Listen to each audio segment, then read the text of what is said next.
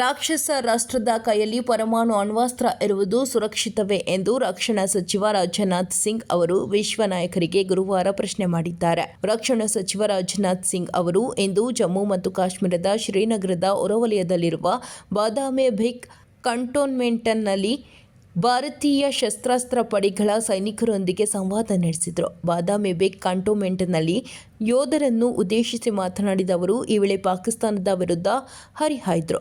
ಇದೇ ವೇಳೆ ಪರಮಾಣು ಅಣ್ವಸ್ತ್ರಗಳು ನಿರ್ವಹಿಸುವ ಪಾಕಿಸ್ತಾನದ ಸಾಮರ್ಥ್ಯವನ್ನು ಟೀಕಿಸಿದರು. ಪಾಕಿಸ್ತಾನದಂತಹ ರಾಕ್ಷಸ ರಾಷ್ಟ್ರದ ಕೈಯಲ್ಲಿ ಪರಮಾಣು ಅಣ್ವಸ್ತ್ರ ಇರುವುದು ಸುರಕ್ಷಿತವಾಗಿವೆಯೇ ಎಂದು ಪ್ರಶ್ನೆ ಮಾಡಿದರು.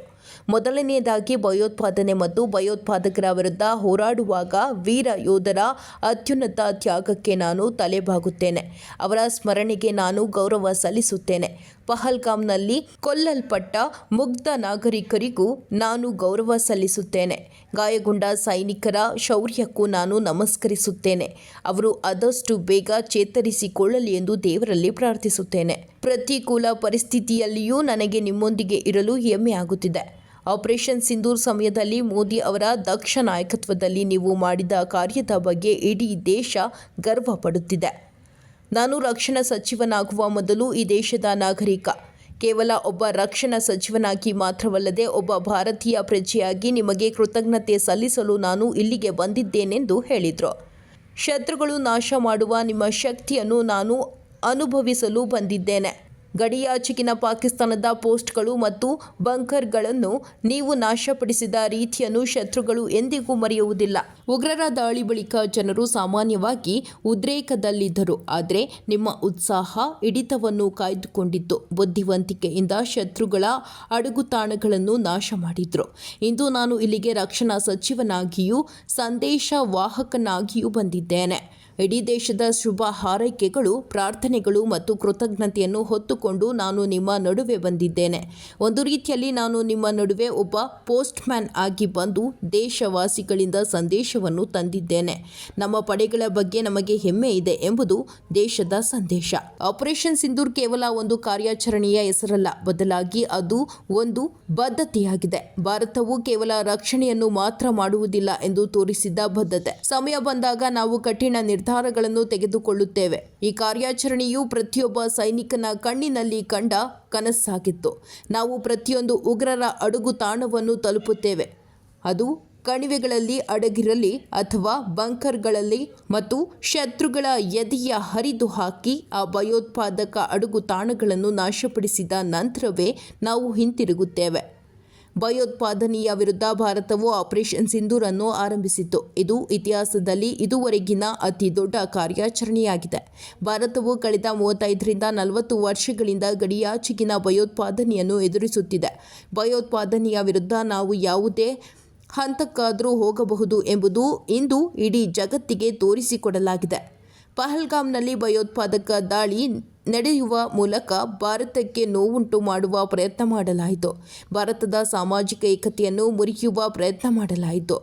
ಭಾರತದ ಹಣೆಯ ಮೇಲೆ ದಾಳಿ ಮಾಡಿದ್ರು.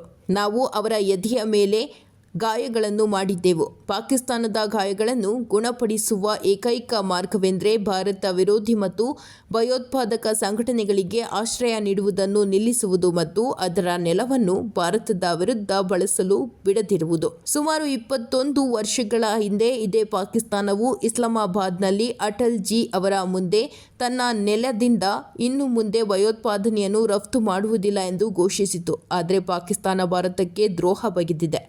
ಎಂದಿಗೂ ದ್ರೋಹ ಮಾಡಲಾಗುತ್ತಿದೆ. ಈಗ ಇದಕ್ಕಾಗಿ ಅವರು ಭಾರಿ ಬೆಲೆ ತರಬೇಕಾಗಿದೆ. ಈ ಬೆಲೆ ನಿರಂತರವಾಗಿ ಹೆಚ್ಚುತ್ತಲೇ ಇರುತ್ತದೆ. ಪ್ರಧಾನಿ ಮೋದಿ ಅವರು ಭಯೋತ್ಪಾದನೆ ವಿರುದ್ಧ ಭಾರತದ ನೀತಿಯನ್ನು ಸ್ಪಷ್ಟವಾಗಿ ವ್ಯಾಖ್ಯಾನಿಸಿದ್ದಾರೆ. ಇದು ಭಾರತದ ನೆಲದಲ್ಲಿ ಯಾವುದೇ ಭಯೋತ್ಪಾದಕ ದಾಳಿಯನ್ನು ಯುದ್ಧದ ಕೃತ್ಯವೆಂದು ಪರಿಗಣಿಸಲಾಗುತ್ತದೆ ಎಂದು ಹೇಳುತ್ತದೆ. ಗಡಿಯುದ್ದಕ್ಕೂ ಯಾವುದೇ ಅನುಚಿತ ಕ್ರಮ ಕೈಗೊಳ್ಳಬಾರದು ಎಂಬ ಅಂಶದ ಬಗ್ಗೆ ಎರಡು ದೇಶಗಳ ನಡುವೆ ಇದೀಗ ರೂಪುಗೊಂಡಿರುವ ತಿಳುವಳಿಕೆ. ಹೀಗೆ ಮಾಡಿದ್ದರೆ ವಿಷಯ ಹೊರಬರುತ್ತದೆ ಮತ್ತು ಬಹಳ ದೂರ ಹೋಗುತ್ತದೆ. ನಮ್ಮ ಪ್ರಧಾನಿ ಕೂಡ ಭಯೋತ್ಪಾದನೆ ಮತ್ತು ಮಾತುಕತೆ ಒಟ್ಟಿಗೆ ಹೋಗುವುದಿಲ್ಲ. ಮಾತುಕತೆ ನಡೆದರೆ ಅದು ಭಯೋತ್ಪಾದನೆ ಮತ್ತು POK ಬಗ್ಗೆ ಎಂದು ಸ್ಪಷ್ಟಪಡಿಸಿದ್ದಾರೆ.